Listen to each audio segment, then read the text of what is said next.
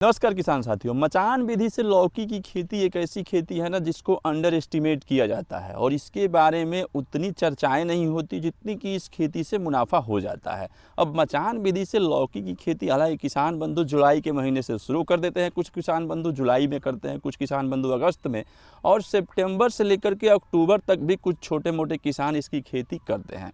लेकिन बीज लगाने की प्रक्रिया तो जैसे तैसे किसान बंधु कर लेते हैं, उसके पश्चात इसकी ओरिजिनल वर्किंग शुरू होती है। इसमें सबसे बड़ी टफेस्ट वर्क होता है इसके मचान का निर्माण करना और उसके पश्चात लौकी के प्लांट से कितने जल्दी ज़्यादा से ज़्यादा फल लिए जा सके, ये किसान बंधु के लिए सबसे बड़ी चुनौती होती है। इसके मचान को ज़्यादा से ज़्यादा मजबूत अगर बनाया जाए ना तो वो सबसे बेटर होता है, क्योंकि आने वाले समय में हो सकता है ये संभवतः कभी कभी आंधी तूफान का भी खतरा हमारे प्लांट को झेलना पड़ता है और इससे कई जगहों पे देखने को मिलता है कि मचान गिर जाती है और वहीं पे उस फसल का द एंड हो जाता है, क्योंकि एक बार जब मचान गिर जाएगी ना तो फिर उससे हम फलन पैदावार नहीं ले सकते हैं।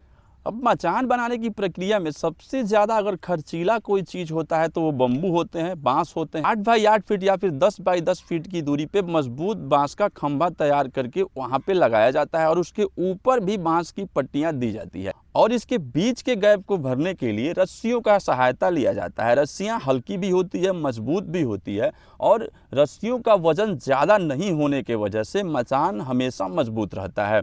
और जब प्लांट को ऊपर चढ़ाया जाएगा तो इसकी लताओं में भी वजन होता है, फल जो देंगे वो भी वजनदार होता है। अगर ऊपर हल्की चीज़ का प्रयोग हुआ हो ना तो निश्चित रूप से वो मचान मजबूत होता है और जल्दी गिरता नहीं है। अब मैं जिस खेत में हूँ ना, इसकी लताएं काफ़ी बड़ी हो गई है और बड़े होने के पश्चात इसके मचान के निर्माण में थोड़ा सा विलम्ब हुआ और उसके बाद इसको ऊपर चढ़ाया जा रहा है, लेकिन फिर भी इससे इस प्लांट को कोई नुकसान होने वाला नहीं है और ये काफ़ी जल्दी ऊपर जाते ही फलन में आ जाएगा, क्योंकि अभी तक नीचे इसमें दवाओं का कोई स्प्रे नहीं होता था, चाहे वो माइक्रोन्यूट्रिएंट हो, कोई फंगिसाइड हो या फिर कोई भी इंसेक्टिसाइड हो, इसमें स्प्रे नहीं होता था। एक बार लताएं जब ऊपर चली गई तो इसमें स्प्रे का प्रयोग किया जाएगा और इसमें कुछ तकनीक ट्रिक भी होता है जिसका प्रयोग करके किसान बंधु इसको 10 से 15 दिन में फलन में ला लेते हैं। तो लौकी की बहुत सारी वैरायटियां होती है, विशेष करके गोल वाली और लंबे वाली जो वैरायटी होती है, मार्केट में गोल वाली वैरायटी का डिमांड ज़्यादा होता है और किसान बंधु के लिए भी गोल वाली जो वैरायटी है ना वो सबसे अच्छी होती है।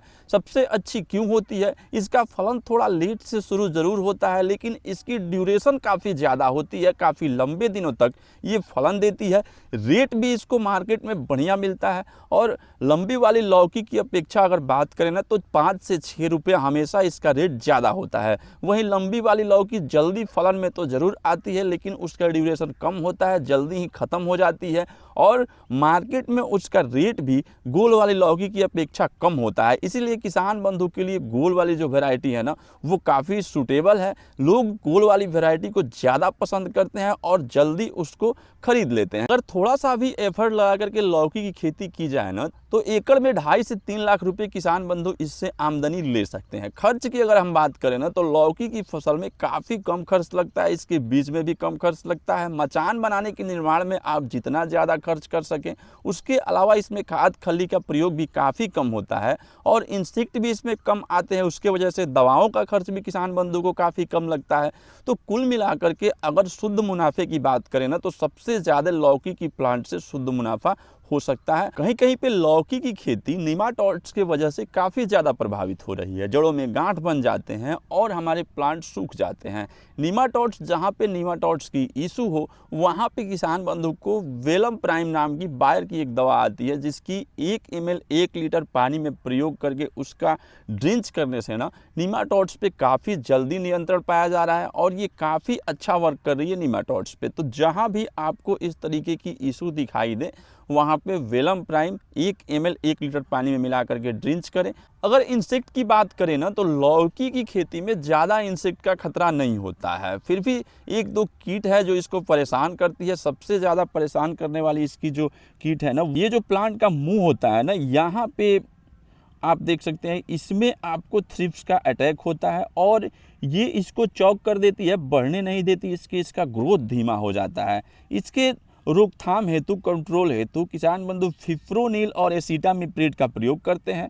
इससे ये मर जाती है, ख़त्म हो जाती है और हमारा प्लांट एक बार फिर से ग्रोथ करने लगता है। दूसरी जो इसमें इंसेक्ट आता है ना वो इसके फल को प्रभावित करता है। इसके एक मक्खी होती है जो कि इसके फलों में डंक मारती है और इसका फल गल जाता है, सड़ना शुरू हो जाता है। और किसान बंधु को कभी कभी ये समस्या फंगस का लगता है, लेकिन एक्चुअली में वो मक्खी के डंक के वजह से उसका फल मर जाता है। तो शुरुआत में अगर ऐसी सिचुएशन दिखाई दे रही हो तो हमें अपने प्लांट्स पे फंगिसाइड का भी प्रयोग करना चाहिए। इंसेक्टिसाइड के रूप में हमें इमिडाक्लोरोपिड का प्रयोग करना चाहिए और उसके साथ में माइक्रो न्यूट्रिएंट का प्रयोग जरूर करना चाहिए।